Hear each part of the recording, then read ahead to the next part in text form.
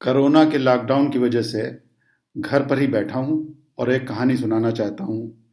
अमृतलाल नागर साहब की लिखी हुई चकल्लस। हमारे यहाँ चचा तीन तरह के माने जाते हैं। एक चचा बुजुर्गवार होते हैं, दूसरे चचा यार और तीसरी किस्म के चचा चचा बरखुरदार कहलाते हैं। इनमें मॉडल नंबर 2 के एक हमारे भी चचा थे।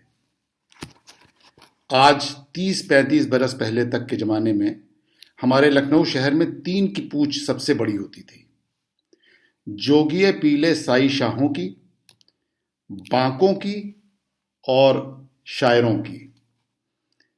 मैंने कत्ताले आलम जाने जहां क्लास को जानबूझकर इन वीआईपी की लिस्ट में शामिल नहीं किया है। उनका तो रुतबा ही अला निराला हुआ करता था। हम शरीफों की माँ दादियों की कसक और जलन की गवाही में अब तक उनकी बनाई पुरानी कहावतों और ढोलक के गीत मौजूद हैं।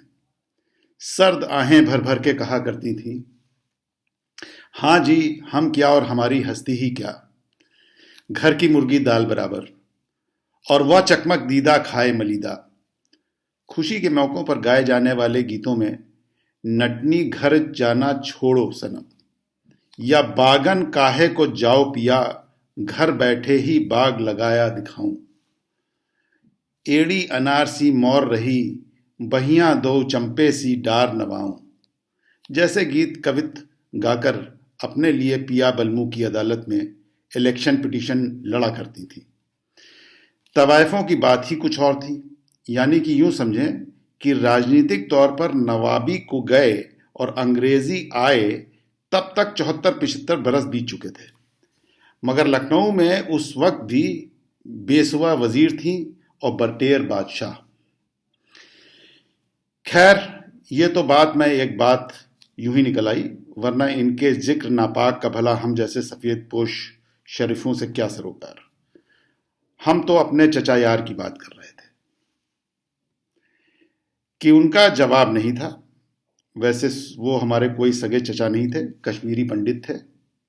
उनके सबसे बड़े भाई और हमारे पिता में ऐसी घनी घना थी कि एक पान के 2 टुकड़े करके खाया खाया करते थे। एक जान 2 कालिब थे और चचा यार जो थे वो हमारे क्लास फेलो हुए। लखनऊ के वीआईपी के तीनों गुण मौजूद थे।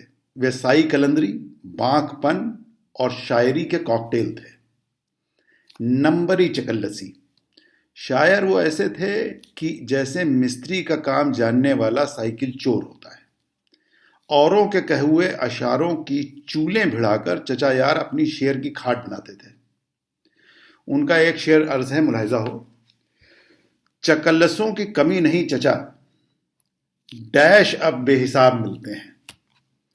चचा यार ने एक आम फहम प्रेतियारित शब्द का प्रयोग किया था, हमने उसकी जगह डैश लगा दिया है। खैर, चकल्लस की इस फिलॉसफी के समर्थक ना तो हम पहले थे और ना आज हैं।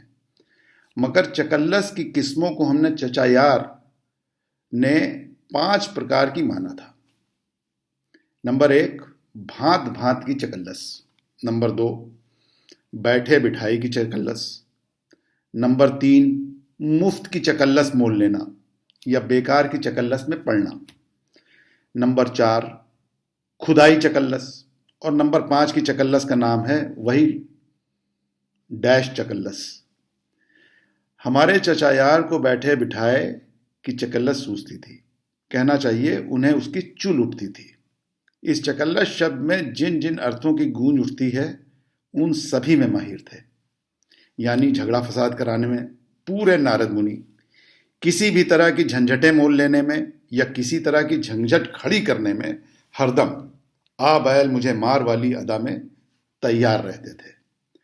और चुहुल चकल्लस में तो उनका पूछना ही क्या, वाहिद वालिद जहानाबादी ठहरे। एक बार मित्र की बारात में गए थे। वापसी में हम लोगों ने सामान बुजुर्ग पार्टी और बकौल चचा शादी में पाया हुआ चुंगी का माल यानी नई दुल्हन, यह सब तो एक कंपार्टमेंट में जमा दिया और हम लोगों ने आज़ादी से एक दूसरे डिब्बे में आसन जमाया। रेल के साथ चलने वाले टिकट चेकर साहब चूंकि हमारे ही आदमी थे, इसलिए पूरा स्वराज था। एक या दो स्टेशनों के बाद हमारे कंपार्टमेंट में एक देहाती बारात की भीड़ धसी। हल्ले हड़बंग का तो पूछना ही क्या था। पुराने जमाने में किले का फाटक टूटते ही जैसे दुश्मनों की फौज अंदर धंसती होगी, वैसे ही आज सेकंड क्लास में मुसाफिर धंसता है। और शोर हूबहू ऐसा ही होता है जैसे सट्टे की इमारत के अंदर होता है। खैर साहब, बारात किसी तरह अंदर आई। नौशा सलामत के तौर तेवर देखते ही चचा यार बोले, भाई ये तो खालिश स्टूडेंट मार का सैंपल है।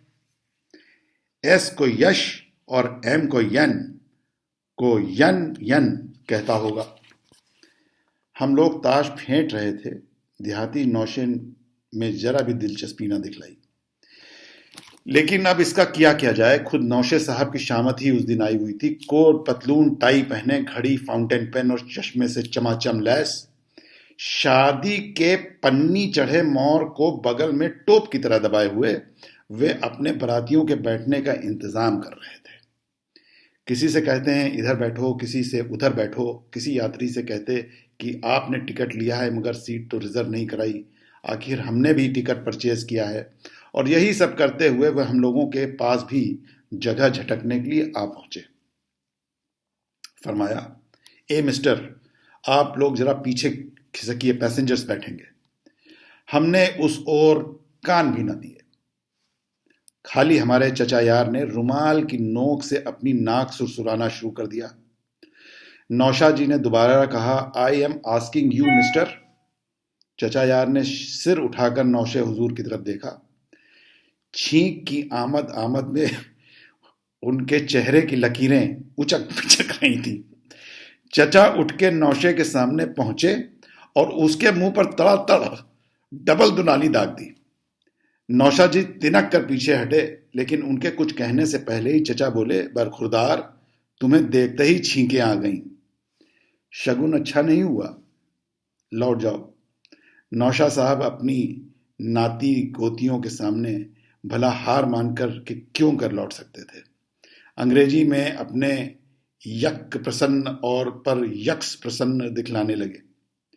चचा सीट पर खड़े होकर चिल्लाए, भाई इस लड़के का बाप कौन है? नौशा हुजूर बोलते बोलते एकाएक भौंकने लगे और इधर से उनके बाप भी पीछे की सीट से बोले, हम हन।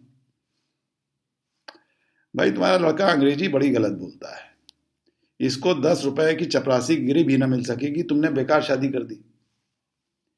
चचा की बात और कहने की अदा ने लोगों को हंसा दिया। वे यात्री जो कि इस बारात के आ जाने से कष्ट पा रहे थे, नौशे की इस दुर्गत पर हंस उठे। हम लोगों ने उसकी अंग्रेजी की नकलें उतारी। तब तो फिर नौशा की बौखलाहट देखते ही बनी। कदम सहमे हुए पीछे हटते जाते थे और उनकी अंग्रेजी और हाथ आगे बढ़ते जाते थे और उनकी तरफ से बड़े बूढ़े उन्हें समझा बुझा कर ले गए और आई बात पार पड़ गई। हम लोग फिर ताश में रम गए। अगले स्टेशन पर नौशा साहब कब बाहर गए या तो हमने में से कोई न देख सका, लेकिन एकाएक जब वे टिकट चेकर को अपने साथ लाकर हमारी ओर संकेत करके बोले, ये लोग बगैर टिकट हैं, तब हमने उन्हें देखा। हमारे उड़ाए मजाकों को नहले पर अपने टिकट चेकर के दहले को लादने की खुशी में उनका चेहरा संतोष और शान से दमदमा रहा था। शायद हमारी आपसी बातचीत में उन्होंने सुन लिया होगा कि हम में से अनेक बगैर टिकट चल रहे हैं। लेकिन टिकट चेकर साहब ने जब हम लोगों को देखा तो उल्टे घूमकर उन्हीं से टिकट की फरमाइश कर बैठे। हम लोगों ने उनका फिर तो खूब ही मजाक उड़ाया। चचा ताश छोड़कर नौशे के पीछे ही पड़ गए, मगर जब उसकी बोलती बंद हो गई फिर स्टेशन आ गया। नौशा फिर उतरा। चचा बोले, अब की साला पुलिस बुलाने गया है। हमारा एक साथी उतरकर उनकी टो लेने गया और खबर लाया कि नौशा जी नौशी के कंपार्टमेंट के आगे खड़े होकर सिगरेट फूंक रहे हैं। दूसरे तीसरे स्टेशन पर नौशा फिर आ गए। हर बार हमारे गोविंदे ने खबर दी कि अपनी दुल्हन के डिब्बे से टिक कर खड़े हैं। चौथे स्टेशन पर चचा यार भी उनके पीछे पीछे हो लिए। हम उनके साथ हो लिए। चचा ने रेलवे पुलिस के एक सिपाही के हाथ में चुपके से एक अठन्नी टिकाई और कहा कि मेरे भतीजे की बारात लौट रही है और आवारा छोकरा दुल्हन की खिड़की के पास जाकर गंदी गंदी बातें करता है, उसके मुंह पर सिगरेट का धुआं छोड़ता है। जिस जमाने में दुअन्नी चवन्नी का रेट था, उस जमाने में अठन्नी टिकाने वाले का काम भला सिपाही क्यों न करता। जाकर उसी कंपार्टमेंट के पास खड़ा हो गया और ज्यों ही गाड़ी ने सीटी दी, उसने लपक कर नौशे का हाथ पकड़ लिया। नौशेराम सिपाही के साथ उलझते ही रह गए और गाड़ी चल दी। हमने कहा, चचा यार, तुमने उससे बुरा फंसाया, बेचारा मुफ्त की चकल्लस में फंस गया। चचा बोले, बेटा, हमारी नीयत तो नहीं थी, मगर क्या करें, हम तो पहले ही कह चुके हैं कि चकल्लसों की कमी नहीं है, क्योंकि डैश बेहिसाब मिलते हैं।